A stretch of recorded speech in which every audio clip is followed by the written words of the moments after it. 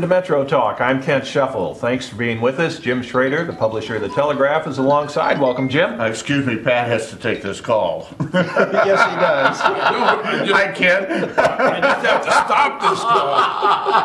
Stop it. Well, almost live television. Whoop, I think he's done with it now. Okay. And our other guest is Pat Gowan, one of the editors with the Post-Dispatch. Welcome, Pat. I can't. We had no idea you were here. Well, apparently neither did the caller.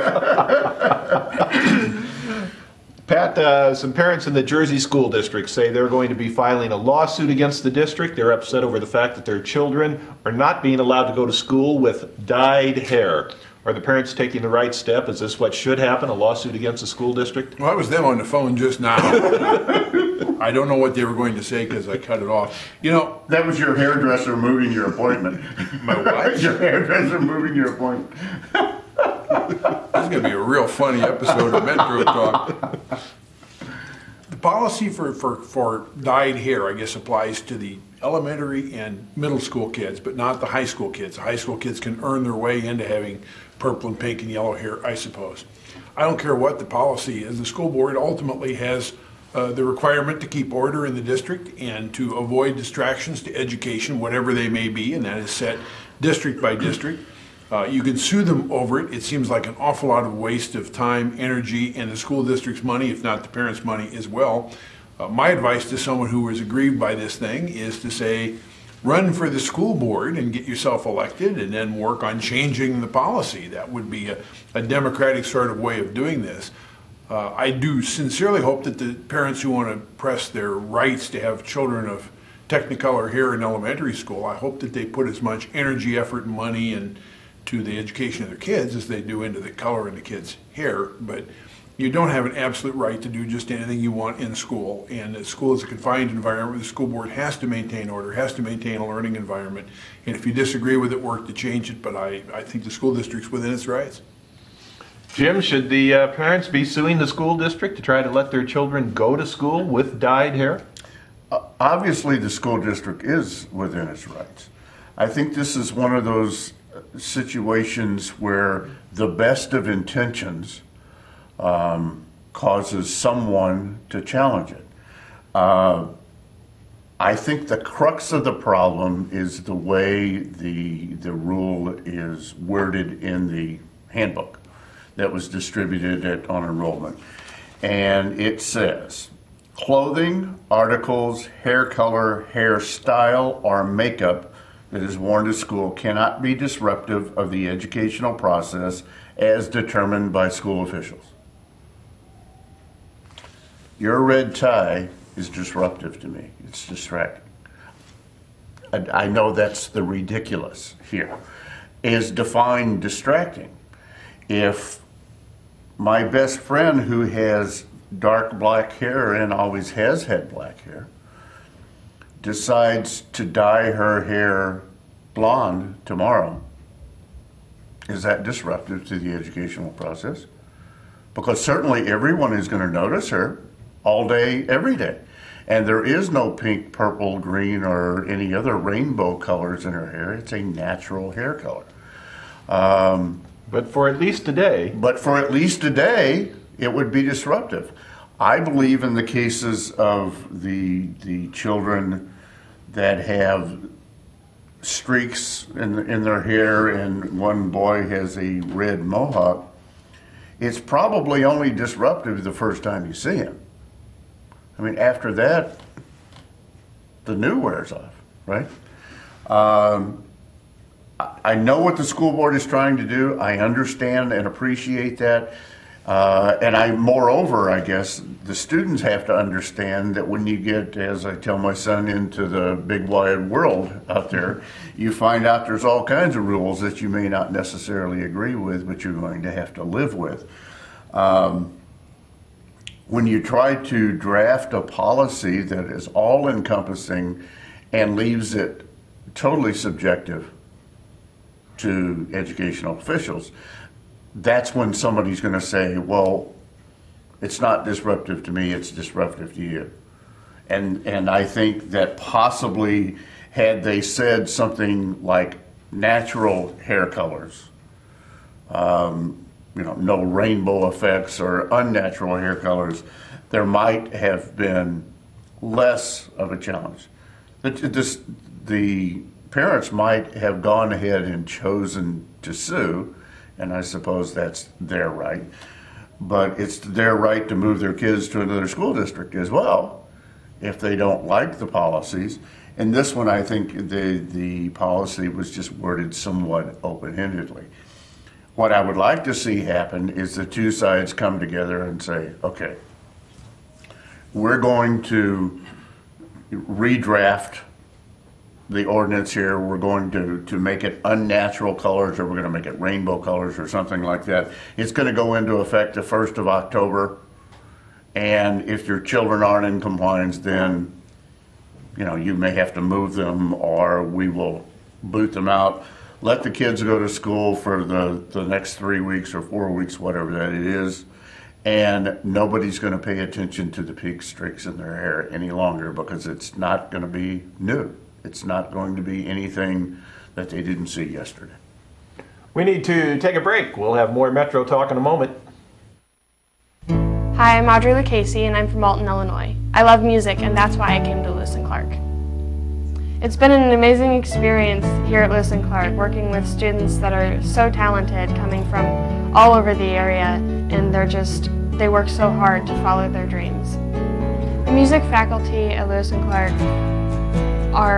they're fantastic, and they're there every step of the way to push you to follow your dreams.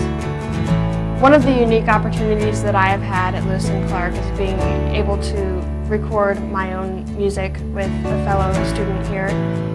Being able to record our music has opened doors for us in the music industry. My long-term goal is to finish here at Lewis & Clark and then to transfer to a 4-year school and finish my degree in music performance. I would recommend Lewis & Clark to another student because it is definitely a great place to get started, and it can open so many doors for you.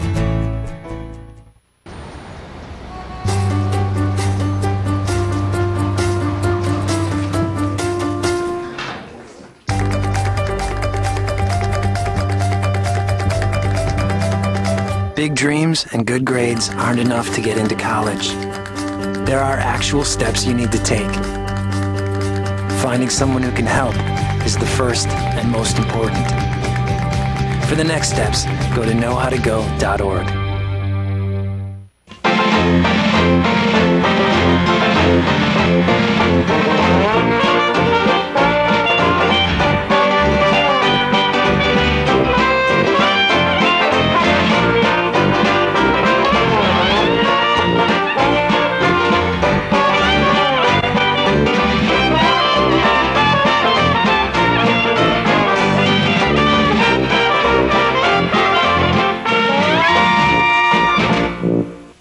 This is Metro Talk. I'm Kent Scheffel. Pat Gowan and Jim Schrader here.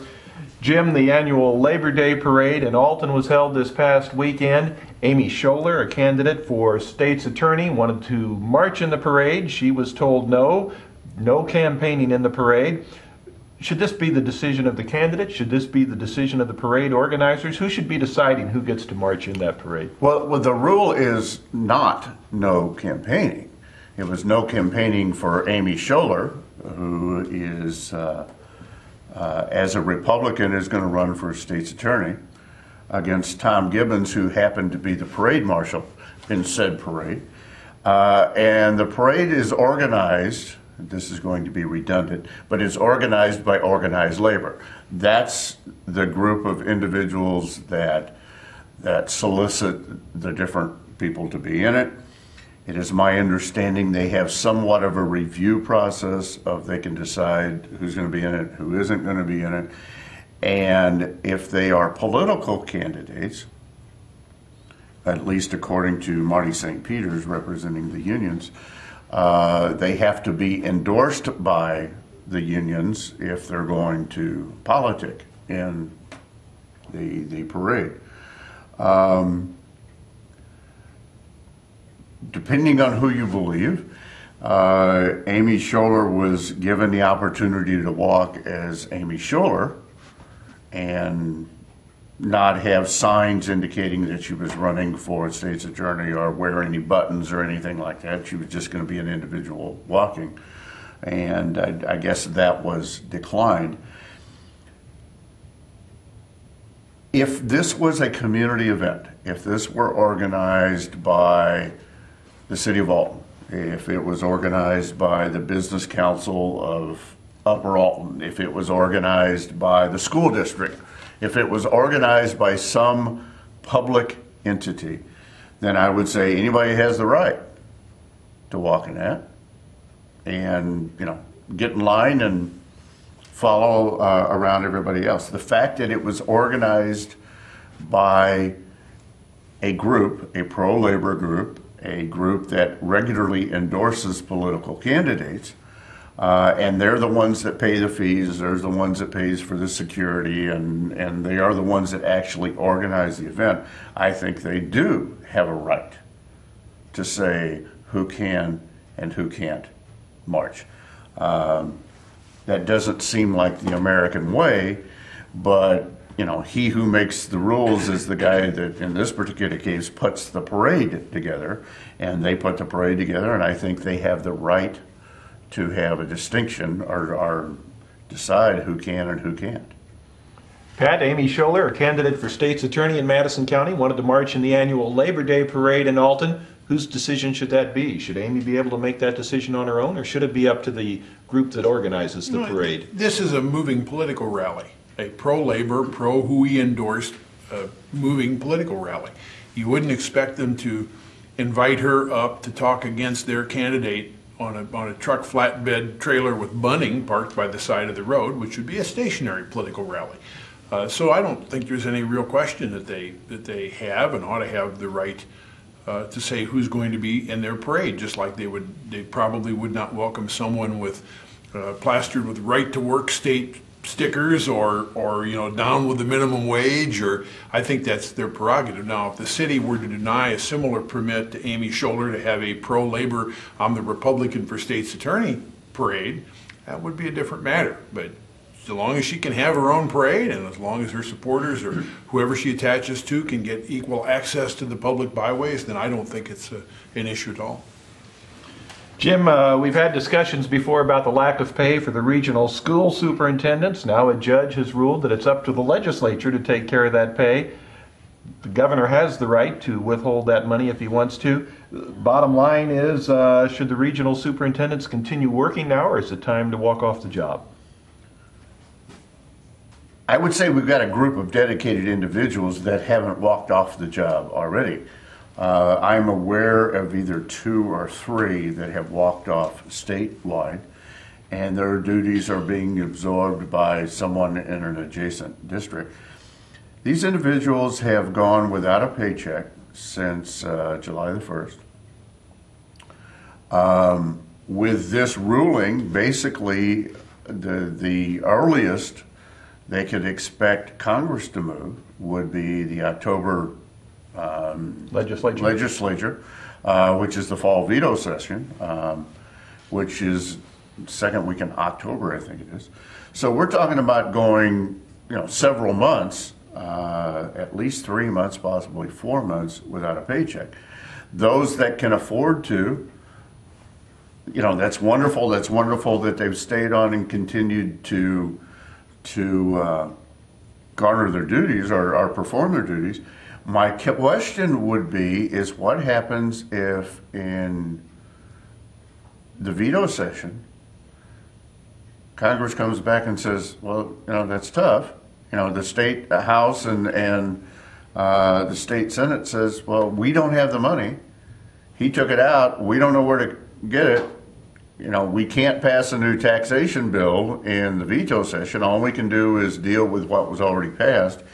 Then it's really going to get interesting, because now not only have you missed 3.5 or 4 months worth of pay, nobody's willing to pay you on a go-forward basis either, even though the state constitution says these are elected officials and they're supposed to be paid for by the state.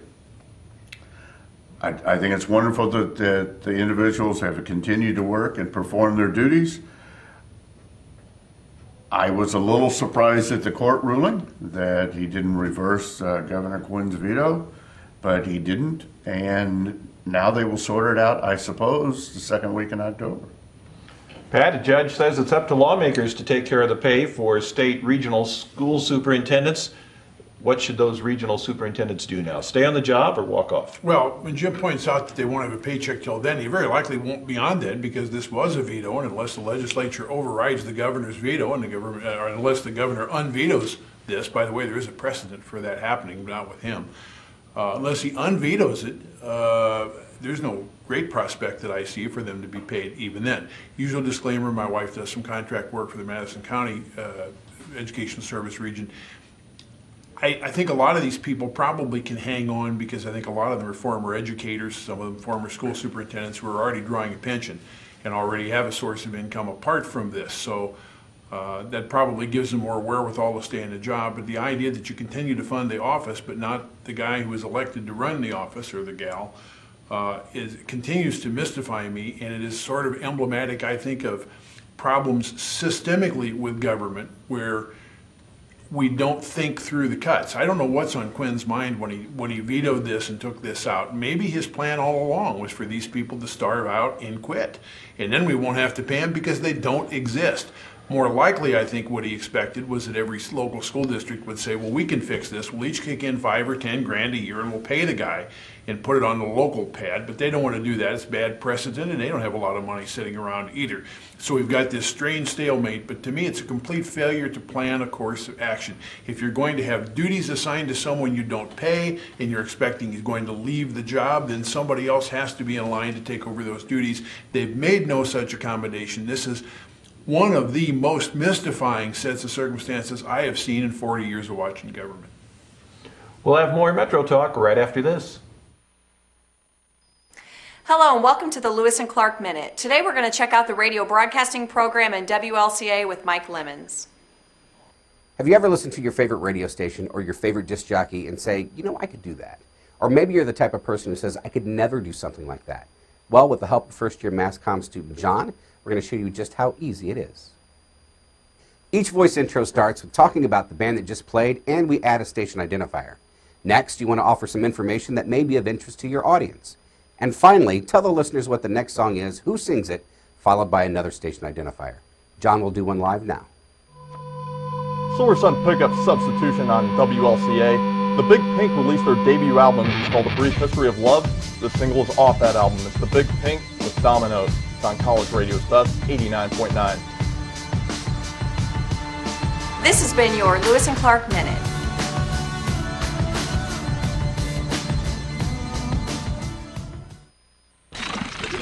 What's that?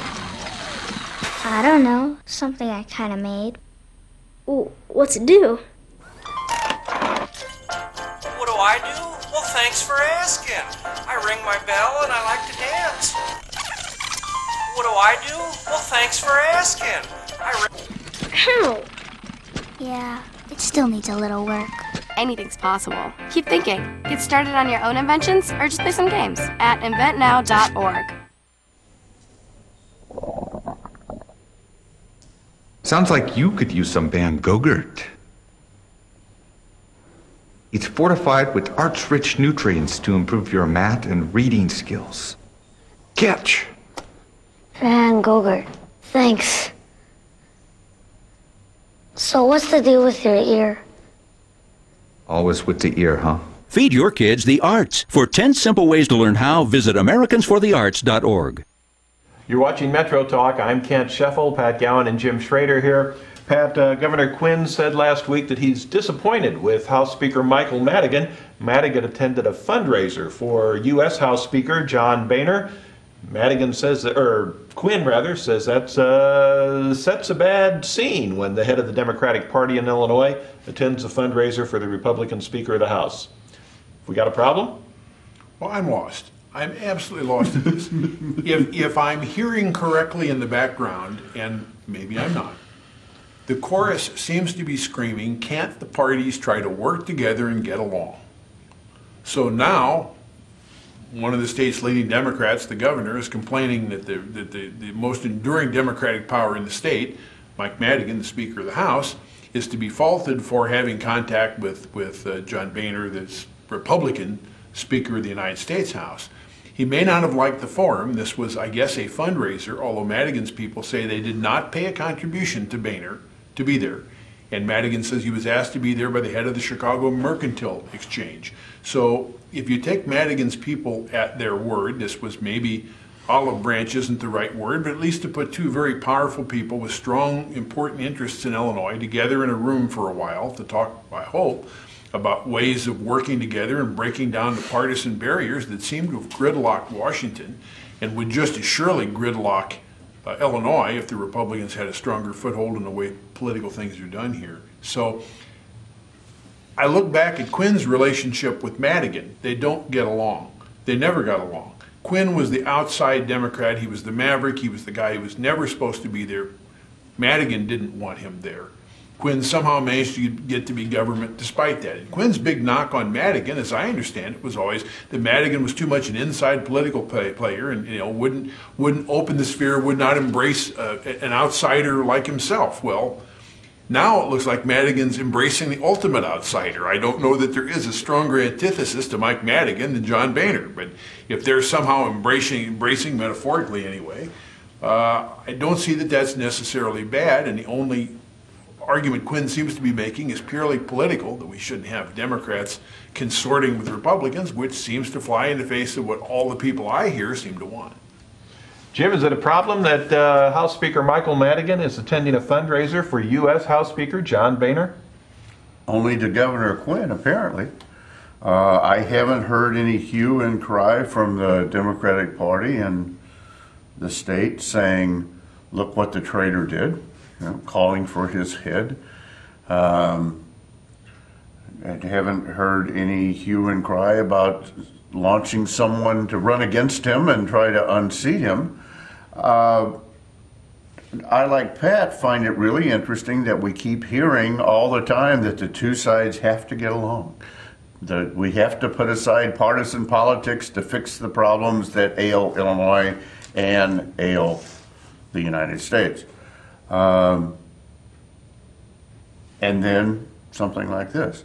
As Pat pointed out, apparently Speaker Madigan was in attendance at the request of the Chicago Mercantile, a very sizable body in Chicago, and it's very important to the state of Illinois. I somehow doubt that he went over there, as an undercover spy, offering to convert to the Republican Party or anything like that. I think it was some powerful people in the room, and Mike Madigan is a powerful person, as is John Boehner. I also wondered, is somewhere down the road, is Mike Madigan going to serve as a representative in the state of Illinois the rest of his career? Maybe he could have higher aspirations. And in that particular case, at least speaking terms with the Speaker of the U.S. House might not be a bad thing to do if you were to run for U.S. representative. And certainly, I think in the case of Mike Madigan, would have no trouble getting elected to a seat like that. I think Quinn, in this particular case, picked the wrong time to open his mouth. He should have let the sleeping dog lie and just made no ado about it, and there wouldn't be any problem. Maybe Quinn thought that Madigan was there with his hat out trying to get Boehner to kick in some money to pay the regional superintendents of schools. Pat, we've talked about the pros and cons of legislative scholarships in the past. Now the State Board of Education is asking the FBI to investigate one of these suburban Chicago senators. The senator awarded 5 scholarships. All of the individuals listed an address that was the same address as one of the senator's aides. Where do we go from here with these scholarships? Well, I've got to give a disclaimer again.